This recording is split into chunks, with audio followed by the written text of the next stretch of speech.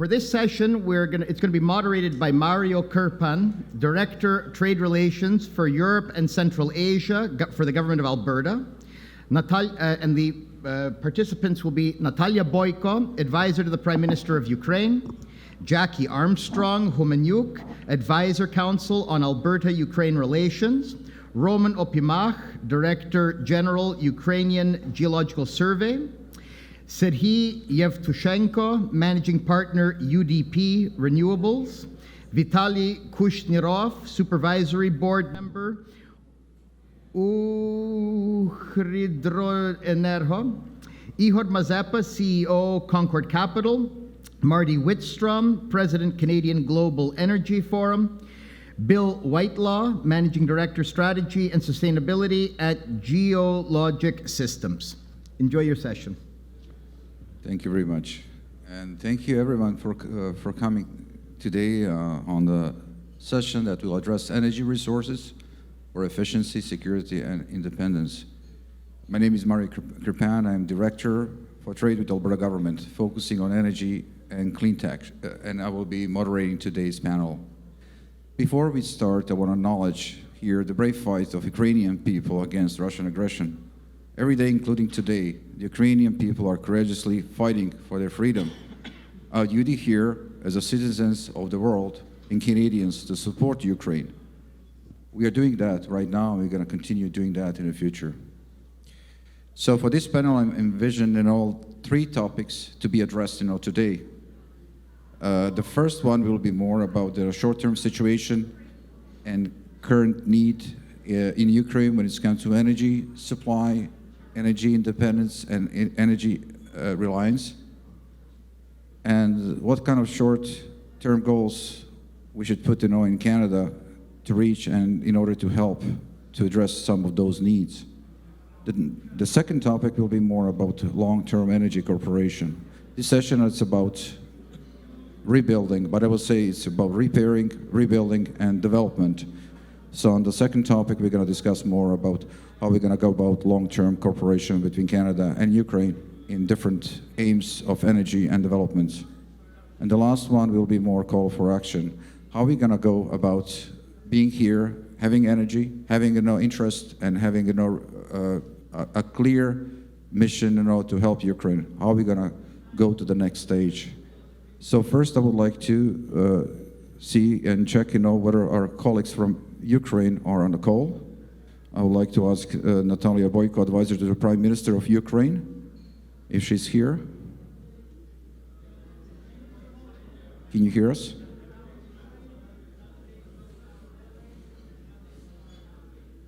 Is anyone from Ukraine is right now on the call? Right here. Yeah, for sure. Yeah, I mean now, physically. I hear you. Okay, so let's move on and start the questions to be addressed to panelists here. And just maybe start with you. We start with you, Igor Mazepa, CEO of Concord Capital, because you're from Ukraine, and you're leading a big investment company. You have investment experience and development experience, when it's come to energy as well in Ukraine. Tell us about right now. We know what is happening, but tell us a little bit about energy need on the short term and what exact Ukraine need right now, today. Thank you very much. Yes, I'm from Ukraine indeed. We all know that Ukraine is more or less self-sufficient in energy resources, at least before the war, prior to war. The annual consumption in 2021 was 150 terawatt hours, which is pretty big. It's a huge energy market, by the way. And of course, we all know what happened in October, and we all know what happened in November, and even today, when Russia again attacked the energy infrastructure, and the whole cities, million people cities are without any electricity supply, water supply, By the way, Ukraine is the sixth, I think, biggest producer of nuclear energy after Canada. By the way, Ukraine used to produce 70 terawatt, and Canada is 90 terawatt hours producer. So none of the 5 nuclear stations are working now. So they're all, out of operation. And the reason because they did not operate, they did not produce electricity is very simple. It's not because the nuclear reactors have been destroyed, but just simply because the transformers, transformator stations are destroyed. So the electricity supply of the nuclear power station itself themselves is destroyed, and that's why they're sitting idle. And as a result, half of the country is actually in blackout these days. So the most imminent, the most emergency help, I would say, would be not even money, not even technology. This is what Ukrainians are always begging for. But it's just a physical supply of all this equipment, which actually the stocks of this equipment is not that high globally, so it would require time to produce it. So according to my knowledge, many European countries, all those Western democracies, are putting together all the efforts to physically find it in the stock, this equipment, and to deliver in the shortest terms to Ukraine. And that would be the most imminent help, which can be granted pretty much right away. So to bring all this electricity generating capacities, assets, back to action now. Right. As you mentioned, primarily attack and it happening on substations, and substations have transformers, measurement transformers, average transformers, and it's not easy task to produce them right away. The lead time right now, I would say, it's 10 to 12 months to build a transformer. That's why we're talking, so we're seeking for this equipment somewhere in the stocks, which can be, which is not been used anywhere in the world and could be quickly transferred to Ukraine. Also, there's a need for generators. As we know, electricity also been used for water and water management. And having small and medium-sized generators will be very important for a backup for different systems, such as telecommunication, water supply.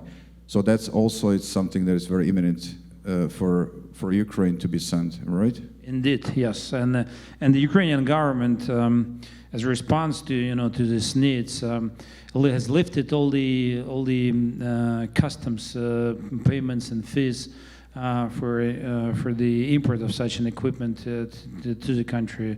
So there are no barriers to physical barriers, nor monetary barriers to bring it to the country. Right. I will just move. Thank you very much, Igor.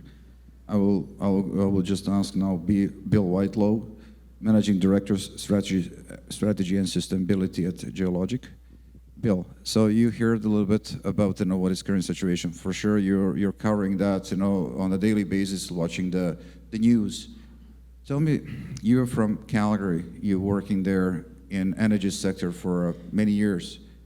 So what Alberta, what Canada can do in this short period of time to help? I think, thank you very much, Mario. And I think what's really important, and I know Jackie will talk about this more, but it was only alluded to quickly this morning. There would be no Western Canada if it wasn't for Ukrainian immigrant settlement, right? Western Canada was settled by predominantly Ukrainian settlers starting in the 1880s and coming in waves successively. And so we have a Western Canadian economy because of Ukrainian settlement, right? And so when we think about the opportunity, it's based on a partnership that's a century and a half old, and Jackie will talk about her task force, which is really important in this short-term context. But I think we have an incredible opportunity to go to Igor's point. We have to understand, when you don't have electricity, you don't have a functioning economy, right? That has all kinds of consequences for businesses, big and small. And so the opportunity, I come at it from a training lens as well, right? The ability to provide the right personnel at the right time it's like when any natural disaster occurs or any infrastructure damage occurs, you need more than just your local staff on the ground fixing things. And this is a real opportunity for Canada to muster its forces and to supply all of those technicians and the technical specialists on the ground in the Ukraine that will keep the electricity system up and operating, because everything else starts to founder off that quickly. And I know that's one of the task force things that you're going to be working on. So, Thank you. Just I would like to go and to Marty. Marty Wistrom, it's the president of Canadian Global Energy Forum. So Marty, he's chairing a group of small and medium-sized energy producer and operators that are looking for investment and the development opportunities in the world. So Marty, based on your experience, being in energy sector for a long time, and based on all the feedback you're getting from your members, how you see, an opportunity for us here in Canada to support this short-term. We're going to talk about long-term later, but short-term need, especially when it's come to electricity and reliable electricity production. Thank you, Mario. I have some experiences along this line. My company was bidding on a gas opportunity one time, and that was the issue. What do you do with this gas? You don't have a pipeline, and you don't want to wait for a pipeline, so what do? Well, it turns out you can take that gas and install a thermal generation plant where you can start to use that gas right away. It may not be your most economic option because the pipeline will come later on. But if you want to start a cash flow from that gas, so it isn't stranded, go to one of these thermal generation plants. That's what I would look at immediately for the short term, considering what the needs are for electricity. As Bill said, if you don't have electricity, you don't have an economy, at least not in the modern world anyway. Thank you, Marty. And Jackie, so I would like to introduce Jackie Armstrong-Homeniuk. She's parliamentary secretary for Ukrainian Refugee Settlement and Advisory Council on Alberta-Ukrainian Relation. So Jackie, so from your experience being as a lead within Alberta and your community, there's many Ukrainians in your community. How we envision support for Ukraine in this time? You're not coming from energy background, but tell me what you're doing in order to support Ukraine and what Alberta is doing in with that regards. Well, before I get to that, I just want to give a little bit of history because you've made me want to say this. I'm a descendant of Ivan Pilipo, one of the first Ukrainian settlers to Canada from Ukraine. And when Ivan came over in the 1890s, he found Canada, actually Alberta, to be a beautiful place to settle. So he went back to Ukraine to bring people with him, and he got arrested and thrown in jail. And look at this, 100 years later, I'm bringing Ukrainians to Canada, but I don't think I'll get thrown in jail for that. So I just wanted to add that. I'm part of my task force role is to assist the Ukrainian community in whatever their needs are in the needs assessment. And part of my role in the Advisory Council on Alberta-Ukrainian Relations, that it actually intersects. And that particular role is more on the business end and attracting businesses to go to Ukraine. I've actually went out in May to a bunch of businesses that I know and said, be prepared because it's time to get ready to go. And I have businesses throughout my constituency, which is the industrial heartland, that are very, very positioned well to assist in Ukraine. Thank you very much. So I just want to check, with our technical support, if we have anyone from Kiev calling in, or we can continue our discussion. Okay. So Igor, want to ask you a question. I saw yesterday that there's one wealthy Australian individual. His name is Andrew.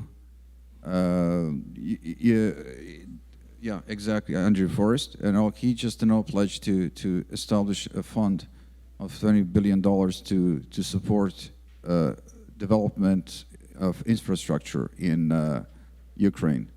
So, is this the right vehicles, and what kind of vehicles you think will be good in order to support that rebuilding process of infrastructure in Ukraine? Of course, today I heard a long discussion from the government officials, a number of government officials from both Canadian and Ukrainian side, that how they're going to help to rebuild the country. But I'm working as an investment banker. I'm working mostly on the private sector side, and of course I view it as a as a sort of investment. Which would then generate IRR and make money for those investors. So, this is the only criteria. I look at the investment projects on my own, and I'll also suggest them to investors. So, again, there are a number of industries and directions where both Ukrainian and foreign investors can benefit of. First, it's renewables, and Ukraine, it became one of the biggest producers of renewable energy in Eastern Europe, at least. Billions of dollars of private money, by the way, were invested in that sector. It's windmills and solar power stations, mostly due to pretty favorable governmental support in terms of the tariffs. So basically, the tariffs in Ukraine are being guaranteed by the government, and they are set in European in euros, in euro currency. So it's also a sort of a foreign currency pledge for those who invest in the production of electricity in Ukraine. And due to sort of natural and weather conditions, Ukraine is the most favorable conditions for not only offshore but also for onshore production, and so that could be an interesting stuff to invest in the midterm. Also, just to start with, I'll give you a small example. I'm invested in a big gas deposit. So, we already mentioned today that Ukraine is the second biggest country in Europe by natural gas reserves. So the market is big, 25 billion, roughly 25 billion cubic meters per annum. And locally, Ukraine produces around 18 to 20 billion cubic meters of gas. But that production can be easily doubled if we had the proper access to technologies and to expertise. Well, for example, I'm invested in a big gas deposit with a proven resource of 15 billion cubic meters, and I have difficulty to develop the technique to how to produce it. And just simply there is no local knowledge and there is no local technology in Ukraine, so we would seek for the support of the namely Canadian geologists and technician personnel to do that. But this project has been put up for hold for roughly 1 year, at least 9 months since the start of this war, Russian invasion in Ukraine, just simply because the Canadians are afraid to go to the country. They prefer to stay away from there. But we need them physically there, the engineers and the mechanics and the geologists and whoever else. So this is Unfortunately, the geological structures in Ukraine are pretty complex, and the old Soviet techniques and technologies unfortunately allow for 25 to 30% of the gas reserves only to be produced. So the 70% is still there, but so most of the gas fields, according to the Soviet standards, are devastated. But according to the Western standards or Canadian standards or best Western practices, well, at least we still can extract double the size of the gas which was produced under Soviet times and independence times. And last but not least, as I already mentioned, Canada is the fifth producer of nuclear energy globally, producing 90 terawatt capacity, having 90 terawatt capacity here. And Ukraine is also one of the biggest producers of nuclear energy in Europe, with 70 terawatt capacity. And now we're discussing the technologies of those small modular reactors, nuclear reactors, again, where the access to the technology is very limited. Only a number of companies or countries worldwide would do that, the Rolls-Royce from Britain, the number of private initiatives here in the US and in Canada. So as we all know, the environmental requirements for nuclear technologies are very strict anywhere in the world. So I would say Ukraine would be sort of could become a test ground for all those technologies, as long as they're of course safe, provided that at least the environmental requirements in Ukraine are not that strict, and we have already 5 nuclear sites. So it's pretty easy to put in place a small, well, even private reactors, next to already existing nuclear sites.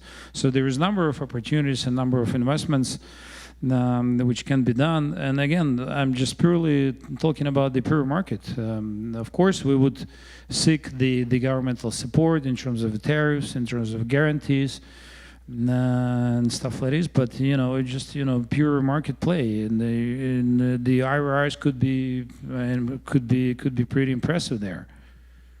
So these are the number of projects which can be implemented. Well, most likely after war. But it would require billions or maybe $10 billion. So which is a good start with. So it's a huge market. Thank you very much. You opened a couple of very interesting topics and very valid points. I would like to move to one that you mentioned, which is natural gas. For the context you provided, really information about, and Prime Minister Denis Shmyhal mentioned today natural gas as well.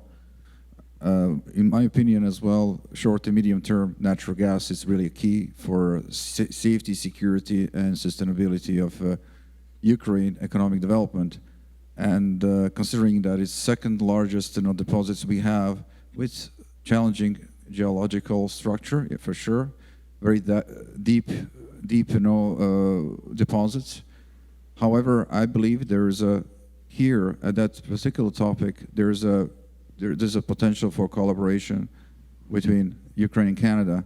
In this case, I'm talking mostly about Alberta, that has 65% of all natural gas production in Canada, and we are talking about Western Canadian Sedimentary Basin that is very developed and with lots of experience that can be leveraged in Ukrainian context. On that, Marty, do you mind to comment that a little bit, and about the capacity, about the expertise of Canada, Alberta, in the context of recovering and developing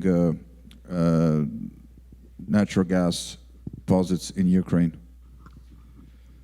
Well, I think Western Canada has a lot to offer in terms of technology and procedures for that gas production.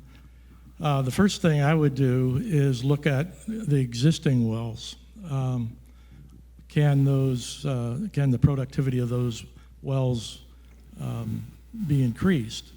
And I would sit down with subject matter experts from Western Canada and go over those wells, and they could consult on that. I mean, most of your expense is drilling the well, so you seek to avoid drilling wells if you don't have to. And then that's often what companies do when the oil price drops. They'll look at their existing wells and try to get a little bit more out of them. The next thing would be to look at the actual fields. I mean, I spent half of my career finding oil and gas, and the other half in how to develop it, whether it's oil or gas. And I've just run into many situations where they didn't get it right the first time. You know, sometimes there was more reserves than they expected, sometimes they were less. And when you're throwing the big dollars around for drilling, you really need to understand the reservoir that you're working with. And so there's a lot of consultation that can be done with that to make sure that you have your reserve number right, because it's a very, very sad day when all of a sudden you just find out you have half the reserves that you thought you did. So those are short-term things that could be done right now through simple consulting with, several Western Canada companies have that ability to consult on those things, along with, drilling if you have to drill a new well.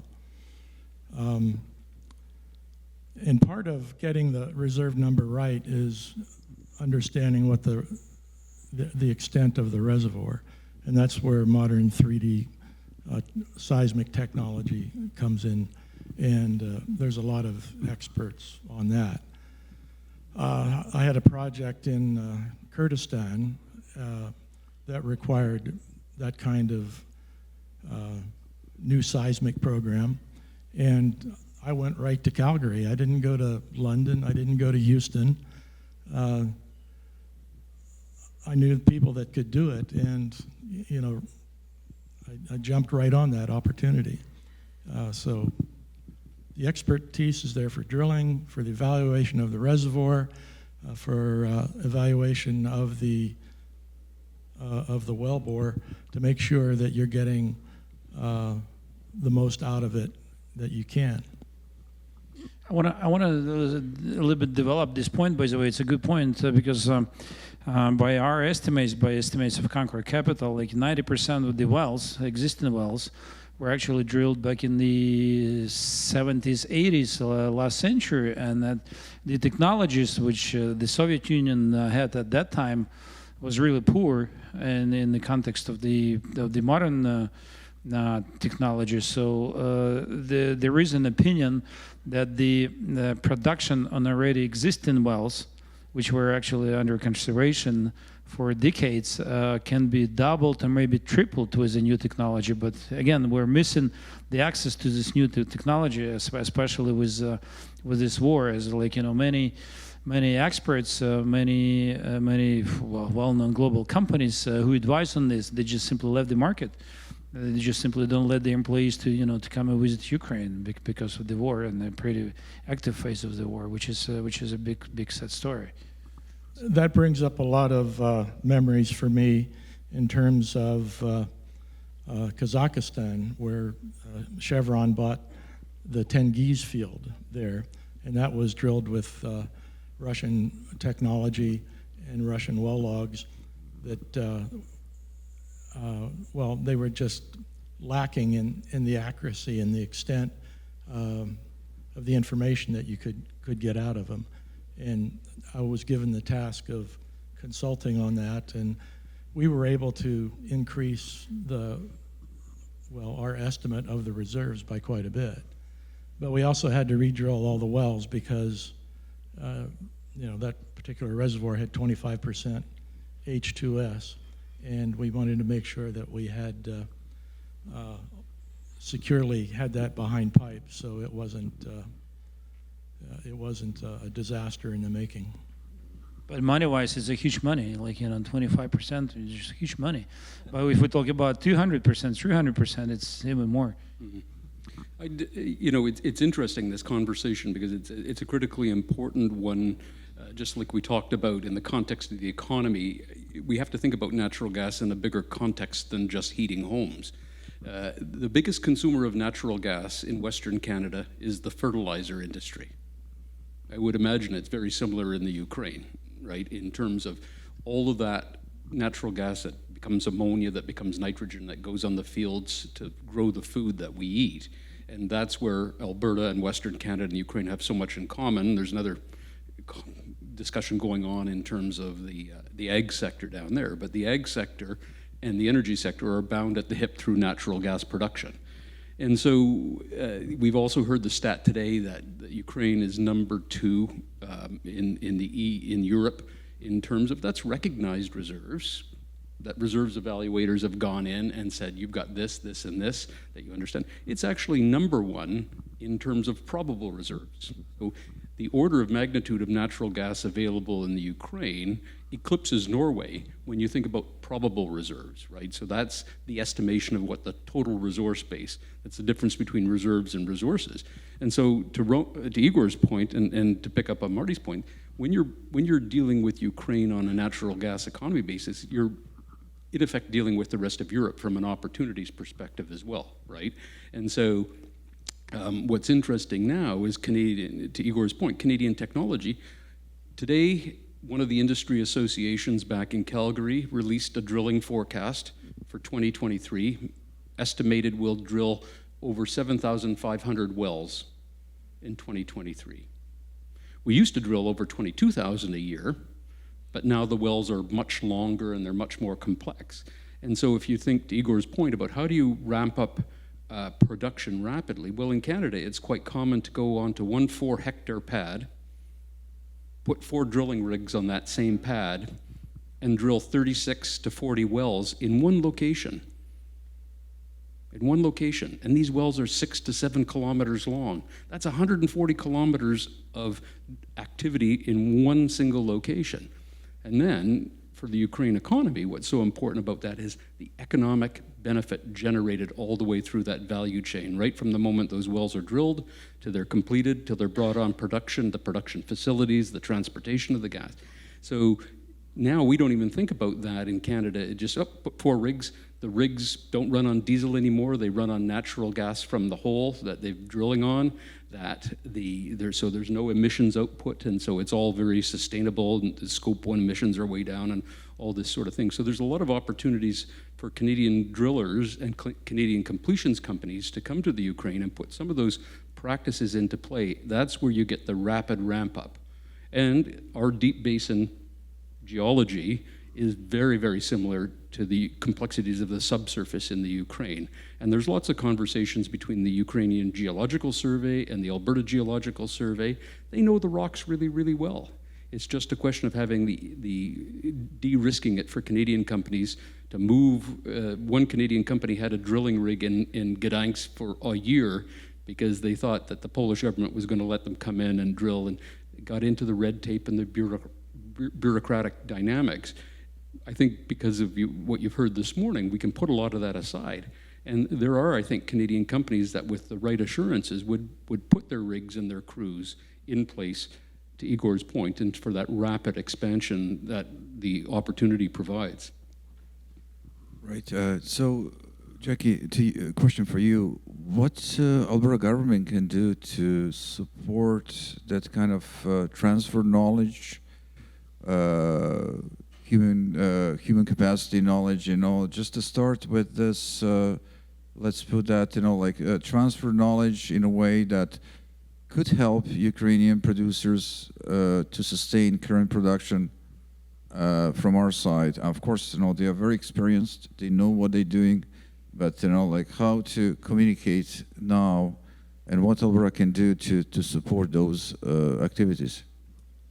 Well, first of all, I want to say in the industrial heartland, we have Dow Chemical, who is splitting, making with a cracker there, splitting up molecules, and also IPL, Interpipeline. They're doing the plastic pellets. So their expertise is second to none. You know, whatever is needed. You know, knowledge is needed.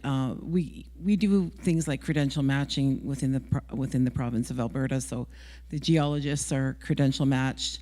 The companies, if they're interested in meeting the Dow people or IPL, you know, I'm more than happy to do some introductions, and you know, they could work together in that regard. But the industrial heartland is a probably a match for what Ukraine would be. Everything from agriculture to gas to oil to hydrogen to carbon and everything in between. So pretty much a complex system that, you know, it's really combined different stages and different aims of energy for heating, for industrial usage, and for food production. Absolutely, and there's so many projects going on, I don't even know where to start. We have some where they're mixing methane gas with manure from cows to heat up a whole town or a whole municipality. So that's an amazing one that once it comes online, I think it's going to be changing the world for everybody. Obviously, the carbon capture, hydrogen is really big. The industrial heartland has been leading the world in carbon capture technology. We have a development coming up, probably be about 50,000 or to 60,000 people. A whole community is going to be run on hydrogen, and that's going to be really exciting, and that's right in the industrial heartland. That's definitely the future, and actually that's the future also of Ukraine. I'll address that a little bit later, but I will go back to Igor. Igor, you're in the oil and gas business as well. So do you think that imminent support or help or collaboration, coordination would be more on EOR, re-entering, or it's building in, or just the drilling, you know, like this deep drilling wells in Poltava region? What will be the key short and medium term activity that will boost or sustain current production? Of course, economically wise, in terms of the capex and in terms of the capital available for capex, the intensification of the gas production on existing wells is the top priority.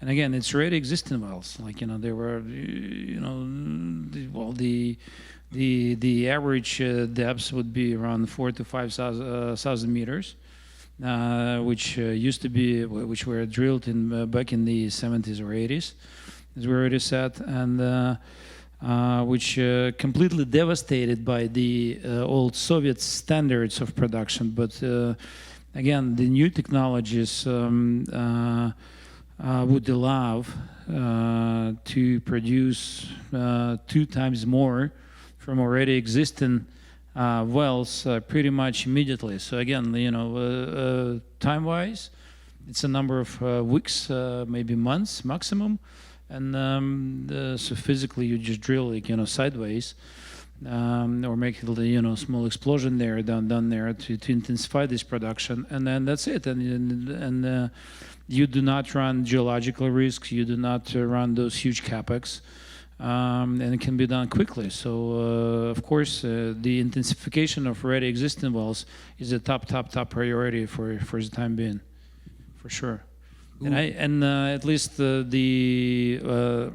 governmentally run UGV, like this whatever it's called, the gas producing company, which produces 14 billion cubic meters per annum. They're aiming to produce 20 billion in a 5-year term, which is a pretty big jump. again, provided that the at least physical conditions to do that would be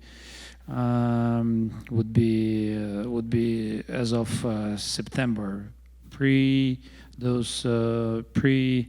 rocket attacks times. So when you think about the stakeholders, who would be the stakeholders, for example, so some industry organization from Canada or any initiative? Is this the Gas Association? Is it like UGV, DTEC as the two major producers of natural gas? Is it the ministry? Who would be that a lead from Ukrainian side of such initiative? Oh, everyone, of course, it's a private producers, which are aiming to make money out of these investments. Of course, obviously, they take the risks and they're looking to make decent returns on the investments. It's customers. As the more competitive market, the more competitive price for the customers. It's of course the government as those who collect the taxes. And everyone. So, ultimately, it's a European energy security question. So, with Russia terrorizing the whole world, at least Europe, with gas games plays, it's a European security topic now. So everyone. I agree with you. Just for you, Bill, question, you can comment on Igor's, but then I would like to ask a question on the natural gas onshore development. Perfect. I just wanted to jump on Igor's point too, and I'm surprised we've made it all the way through the day without talking about the mining opportunities between the two countries. And I note that Janet Howard is here from Fasken in her area, and the renewables is a big spectrum of things, wind and solar. There is a phenomenal amount of lithium and other critical rare earth minerals in Ukraine that are already being developed in Canada. And there's a lot of know-how on how we do petrol brine mining for lithium in Western Canada.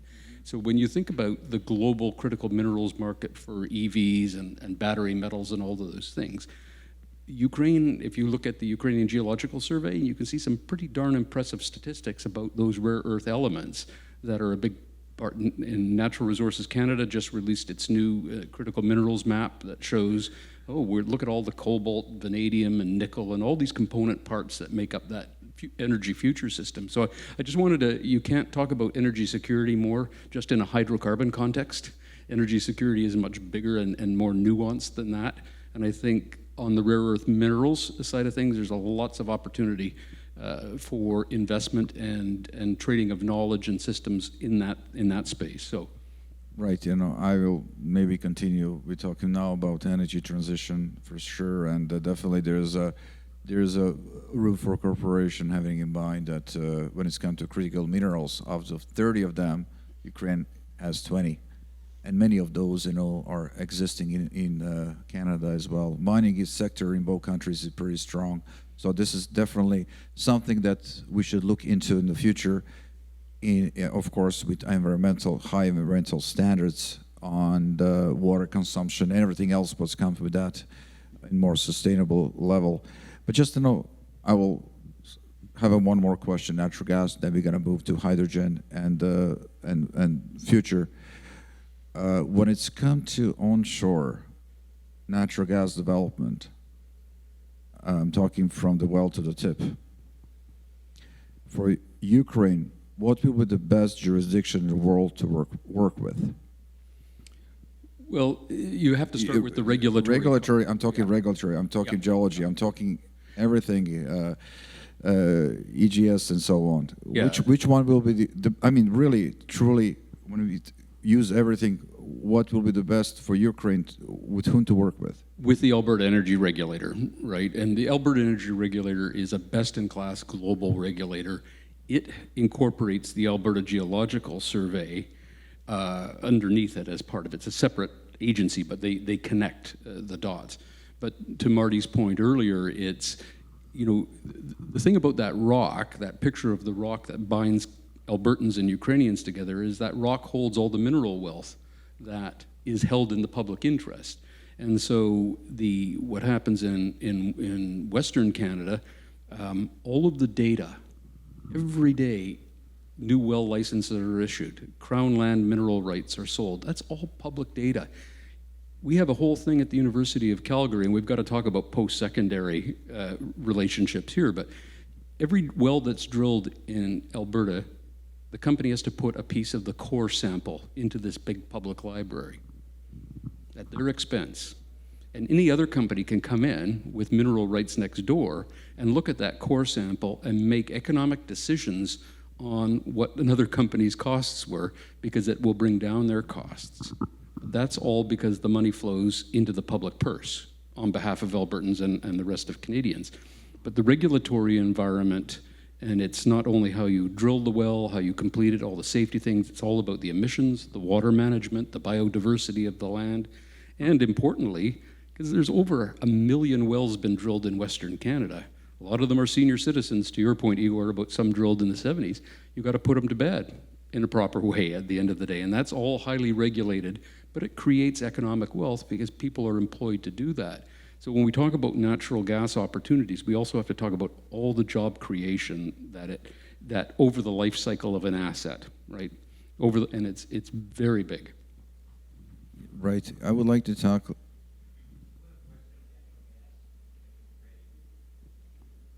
Sorry, can you? Yeah, I mean, that was a natural gas, so pretty much I just wanted to elaborate, that when it's come to a holistic approach to natural gas development, I was alluding to that, from the production side, using, either like secondary, tertiary recoveries, methods of recoveries, to the transportation, to the storage, and everything else. I'm talking of virtual pipelines as well. Virtual pipelining is very important, especially in the segment of the war, because having a smaller LNG containers can help for a supply of energy in some of grid consumers. But anyway, going back to this, and just want to point out that Canada is well positioned when it comes to all these segments: regulatory, environmental protection, expertise, to meet that expertise with Ukrainian ones. Ukraine is very experienced in natural gas.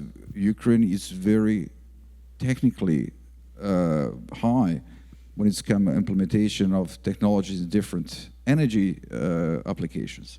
Don't forget that in former Soviet Union, Ukraine was the hotbed of the space program. So we are looking to, when we cooperate with Ukraine, looking for a talent with looking for expertise from Ukrainian side and to learn from Ukraine as well. I would just point out too, we sort of, when we talk about natural gas, we end up thinking about pure CH4 that goes into the sales system and you burn in your home.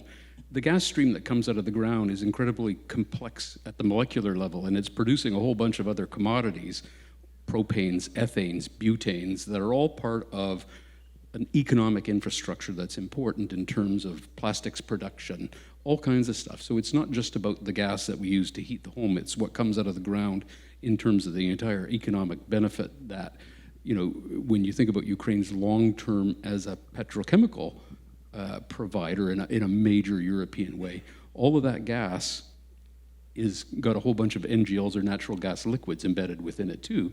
And again, you're creating prosperity and wealth through the facilities that separate all that stuff and transport it and package it. It's a whole different economy than just plain old CH4.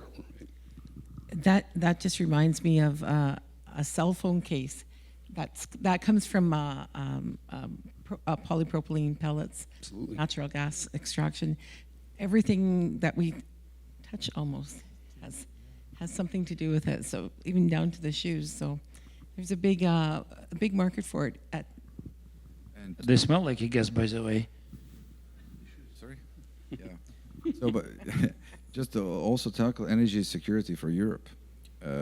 So other than just providing supply for a need, within Ukraine, understanding that in depleting reservoirs around in Europe, and the lack of natural resources will definitely make Ukraine and one of the most important markets to develop energy that will support European need. First, hydrocarbons, and but you're talking hydrogen. And maybe, Igor, to you, just a comment, Ukraine has a very significant infrastructure when it's come to natural gas that can be used for hydrogen. We're talking about miles and miles of the pipelines. We're talking about a couple of the biggest storage capacities when it's come to natural gas. So can you comment on that Ukraine, about energy security in Europe, and the ability of the Ukrainian infrastructure when it's come to natural gas can be used for hydrogen? Well, there's not much to comment on this. Indeed, Ukraine has thousands of miles of those pipelines and oil pipes and stuff like this. And we'll see, by the way, if we still need it after Russia cuts off, fully, supplies its supplies of gas. But in terms of the storage, yes, Ukraine is one of the biggest service provider for the European and the global gas traders in terms of the storage services. So basically each year they bring in and bring out tens of billions of cubic meters of gas to be stored in Ukraine, by the way. So it's that's the fact of the life. And again, it's a huge market.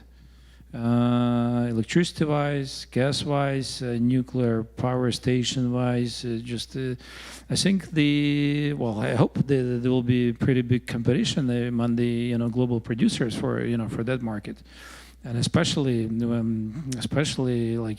current base would be pretty low after this devastating war. So that's the place to be. Right. I'd like to add some comments to what Bill was talking about in energy security and Alberta regulators. That's a good place to start, because it's a world-class regulatory system, and I'd advise Ukraine to sit down with them and go through all that and decide what's good for them. It might not be all of it, but there's a heck of a knowledge base there on how to handle things. It's important to understand the value of every molecule that comes out of the ground. And it's been a learning process for Alberta as well. I mean, recent example is the market for helium. We're very dependent on helium for manufacturing processes, medical equipment, electronics,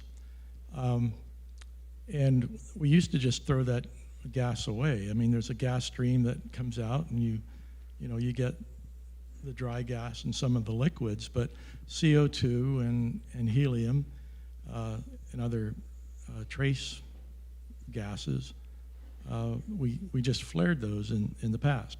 Now, the good thing about Alberta is that they required an analysis of that gas, and that's in the database. So I was a director on a helium exploration company, and we used that database extensively to identify from previous drilling where good prospects for helium production was. And Ukraine has the opportunity to get all that right the first time. Collecting the samples, make sure that it's available to other operators, that they can get value out of that information and jumpstart other projects. So yeah, there's a lot of discussion that needs to go on between Ukraine regulators and Alberta regulators for a learning opportunity. I mean, they have their own set of regulations that are fine in many cases, but you want to make that a learning opportunity and fill any gaps that you might have. That's a big, by the way, just a little bit of comment. There's a big cultural difference between Canadian sort of a culture of production and Ukrainian, because you guys are sharing samples and information and knowledge pretty easy, and like, you know, it's available to, you know, to public access and stuff like this. And in Ukraine, it's a big shame, but it, you know, the most of the companies, they tend to believe it's a big commercial secret. You know, what the hell, like, you know, and even the governmental companies, they tend to believe it's, you know, it's a commercial secret. It's top military secret. Yeah, it's a cultural thing. You see that in different countries too. I mean, I've had to turn over data that I didn't want to, but I mean that was a requirement. But I felt I was giving away a competitive advantage. But you know, for the greater good, you provide that information. And I got to tell this story about Tengiz Field. When I was with Chevron, Chevron bought Tengiz Field, and we were in the process of taking it over. And you know, you had your Russian well logs, and they weren't well understood. So to calibrate all that, you want to compare it to a rock sample for that point in the log. So we ask for, well, where's your core data? Well, we have the core data. Where's it at? Well, it's there and there and there and there and there. So there was competition amongst all these ministries. You know, it was cool to have some of this core from these wells, and so they divvied it up to make people happy, and so it was a giant scavenger hunt to go find this information. So we'd go to a storage facility and ask for the core, and somebody would climb up in the attic and throw down, you know, burlap bags full of core samples, you know, and it had lost all of its value because it wasn't marked. It was all busted up, and there's just a different philosophy on keeping that data. I'm sure Ukraine will come up with something better than burlap bags to handle their core. Hopefully. It's interesting topic about different cultures, and of course you cannot copy and paste what you have in North America to Ukraine, not only Ukraine, some other countries. So Igor, do you think, you know, these challenges when it comes to doing business, you know, you have state-owned companies in Ukraine, you don't have here.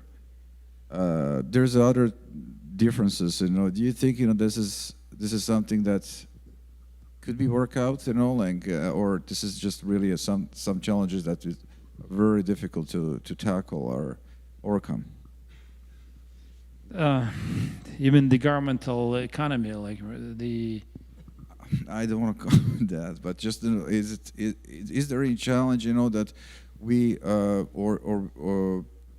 definitely developments are different. The way how market functions is a little bit different.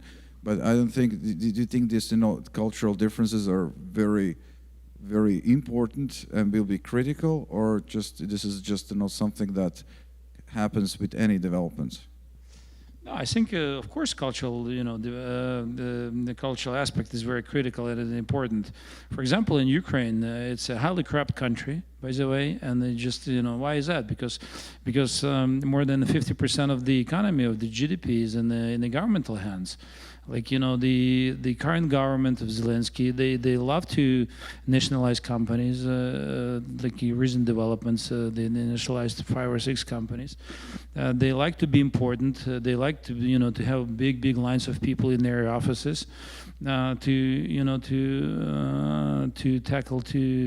make decisions on every single little small question. You know, just, of course, it's a cultural sin, because most of the governments tend to be mostly populists. They love to be liked by the public, and that's why they start behaving like, you know, like building up their small kingdoms. This is what's happening now in Ukraine, and of course, this situation after the country wins will be even more so. Like, you know, I don't have any big hopes in terms of prioritization. I don't have any big hopes in terms of the anti-monopoly, the demonopolization of everything. So unfortunately, it's been like, you know, 30 years, and still, in a number of sectors, the government dominates. So, and the government companies are the least efficient and the most corrupt.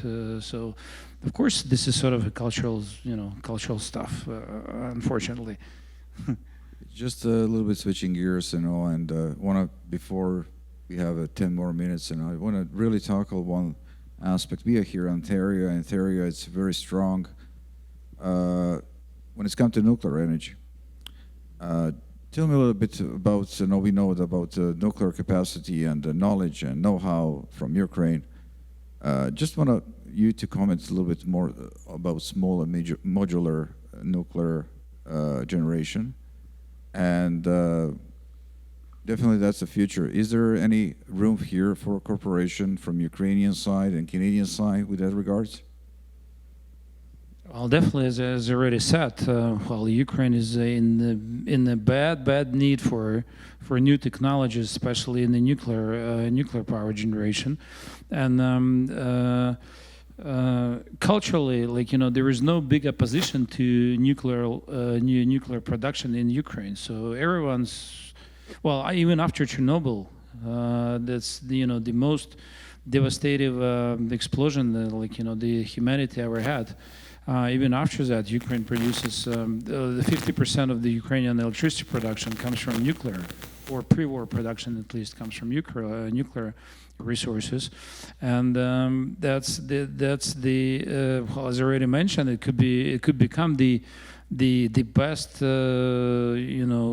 test ground for all those technologies, because the resistance of this society would not be that strong as it would be in Europe or elsewhere in North America even. So the regulation is important thing. So and again, I believe the government's role would be regulatory role only.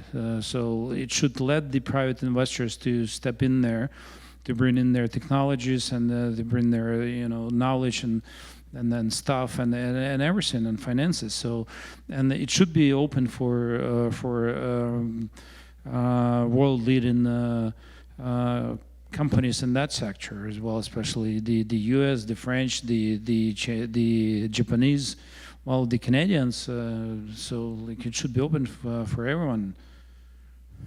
Excellent. Bill? Yeah, I would build on Igor's point. When we think about the role small reactors can play, and of course we just have one sanctioned here in Ontario at Pickering, the oil sands industry in Alberta is pushing for small reactors as part of their decarbonization plans. And when we think about sort of decarbonization opportunities more broadly, I wouldn't want to leave this conversation without raising a flag about the geothermal opportunities between the two countries as well. And we have, in Alberta in particular, now that legislatively we're moving off coal for power generation, several oil and gas companies have now got a geothermal arm, and they're producing natural gas from the same facility. They're producing geothermal decentralized heat from the same facility in a cogeneration capacity, but they're using their own natural gas at their own cost to sell to the grid and become electrical providers as well. So you have this phenomenal companies like Coetno Energy and Razor Energy, and so we're starting to understand where all the temperature gradients and all those things are in that, the U.S., the Ukrainian Geological Survey would already know. But the opportunity for hybrid company creation, natural gas producing companies that are actually also selling power to the grid, clean power to the grid, is critically important. And of course, we've gotten this whole far into this conversation today and haven't mentioned ESG at all, and that's an important consideration relative to where the EU sits in terms of green legislation and on the importance. The Ukraine's entrance into the EU will be smoothed by a whole sustainability ethos around energy production and energy security, and there's all kinds of really cool technology opportunities to make that happen. But I would say one way around the cultural dynamic is to put a lot of these challenges into the hands of post-secondary partners. Ukraine has a phenomenal post-secondary ecosystem. Canada has a phenomenal post-secondary ecosystem. Invite the schools to participate in the research and the entrepreneurial. It's just not engineers and geoscientists anymore. It's the business schools where the entrepreneurs are being, we heard that a lot this morning. And there's a real opportunity to build huge post-secondary bridges between the two countries. And that's where cultural change starts to happen over generations. It doesn't, to Igor's point, it's been 30 years, it doesn't happen overnight. But you put the problem into the hands of young men and women who are and we got lots of smart people in both countries, and then you throw the IT and digital thinking into that. Oh my gosh. I think I'm going to retire this afternoon. No worries, no worries. All is good, very valid points, no, so now I would like to go to the third part of this conversation and kind of wrapping up this discussion, which is call for action. Yes, today we were talking about hydrogen. We're thinking some of you thinking why are we talking about hydrogen? The country is under attack. We need to really bring the lights to the people. But this conference is about repairing. It's about rebuilding and developing. And it's very hard to tackle all of those in 75 minutes. I hope we just start that conversation. And a conversation with a meaningful, I would say, follow-up. So, starting with you, Jackie, what is the meaningful follow-up? What is reality? What we can do together. Try to think, from the perspective that Canadian, Ukrainian, you're participating in a government. You love Ukraine. Everyone loves Ukraine here, but this is your heritage. What we can do. Talk about your portfolio, but also energy, in order to advance this conversation, in order to coordinate all of this? Well, I still feel Ukraine's best resource actually is her people. So I think if you can equip the people with the tools, so when this is all over and done with, so they can go in and create some great companies, work with Canada, work with Alberta. I think their greatest resource is their people. They're tenacious and very forward-thinking. And just by all of you going through what you did to come here today, just shows the tenacity of the Ukrainian people.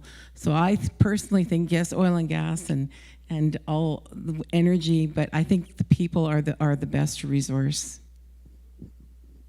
Thank you very much, Marty. What do you think, what we could do next, how to provide a platform to start engaging with the industry there, considering there is a war now, but still, there is a room for something else. Yeah, even though there's a conflict going on right now, the quick hitters that I talked about in the beginning, about reworking old wells, maybe drilling some new ones. There's no reason why groups can't get together and talk about how to do this and talk about the barriers, including whatever is involved in the decision-making process. Like government often slows things down. In the short term, work with government to try to come up with the quickest and safest way to get these quick hitters started. If you're an investor, you look at these things in terms of dollars versus time. And on day one, you're going negative. And then, when you start production, you start to climb out. And you want to shorten that distance between when you, from where you have negative cash flow to where you have positive cash flow, and then on to payout. 14 million people have been displaced. These people need to come back. They need something to come back to. The government needs a cash flow to help do this. There'll be investment and grants and all that stuff from other countries, but when you have something that you can control yourself, that's what I would focus on. Bill, we heard today, some plans and programs, that federal government has and that aim to support and continue support, of Ukraine in behalf of Canadians as well, and in behalf of provinces. They were also contributing to that. what is the vehicle that we should have? Is it some fund on the side to support those infrastructure that we have in Australia? Is it something that governments who should be involved, or just should be a private? I don't know. I mean, there's so many equipment right now needed, and support has to come from somewhere. So to pull it together from what Igor and Jackie and Marty have said, two things need to happen concurrently. Canadian expertise needs to be in the Ukraine, showing them how to do the well workovers and the rapid work to get some of those older wells ramping up production right away. So if the federal and provincial governments were able to create an incentive program that allowed Canadian well site expertise, that's geological expertise, that's engineering expertise, to go over and ramp up production, to Igor's point, rapidly. But at the same time, in Alberta, we have hundreds and hundreds and hundreds and hundreds of Ukrainian families coming, and they're making a new life for themselves. Their desire is to get back home. We should be incenting oil and gas companies through government incentives to put these men and women onto the rigs, into the facilities in real time, so when the war does end and they can repatriate home, they're ready, because the biggest issue is an energy economy going like this and human capital going like this, right? You need a steady supply of talented human capital. So those two things happening concurrently, to me, are things you could start initiating tomorrow that would make sense to every Ukrainian and every Canadian involved in this conversation. Thank you. Igor, you mentioned today that you spoke with some, government officials. I don't want to be privy to that conversation about that, but what do you think, what should be the next first step in order to operationalize, this cooperation, to start planning for the long term, but thinking also the short term need? I think the private initiative is the one which would bring the biggest contribution to renovation and to rebuilding of Ukraine.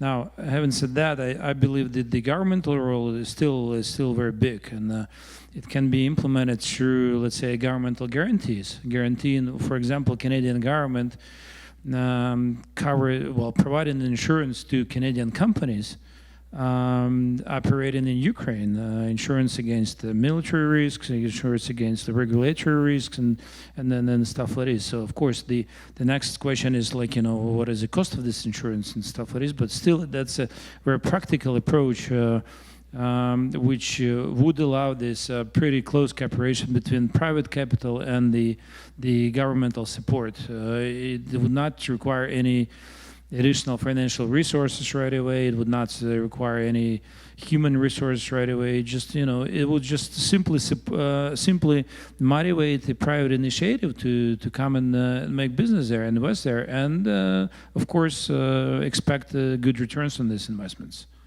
Do you think also logistically it will be good to have some centers that already existing, in some other support and help? I'm talking about Poland or. Warsaw is the nearest airport now for those who live in Kiev or elsewhere in Ukraine. So logistically, of course, no one can guarantee the security of the people visiting Ukraine right now. So those neighboring countries, Poland and Slovakia and Romania, would be the good hubs for that, of course. But again, I really admire the Canadian ambassador to Ukraine. She lives in Ukraine. She spends 100% of her time in Kiev. So that's a good example, by the way. And brave people, brave Canadians. Thank you very much, Igor, Bill, Marty, and Jackie. Thank you very much for being here and contribute to discussion. I hope we start tackling some of those topics, questions. And I hope we're going to do something, meaningful in the future and continue to support Ukraine. I'm talking about the energy sector now. I just want to also thank you to Canada-Ukrainian Chamber of Commerce for organizing that with its partners and sponsors. And Zenon, thank you very much for inviting us. On that, wish you a pleasant and peaceful afternoon, especially our colleagues and friends in Ukraine and the rest of in Kiev and Ukraine, and hope they are doing okay. We haven't had a chance to hear from them, but I hope they're all good. God bless Ukraine.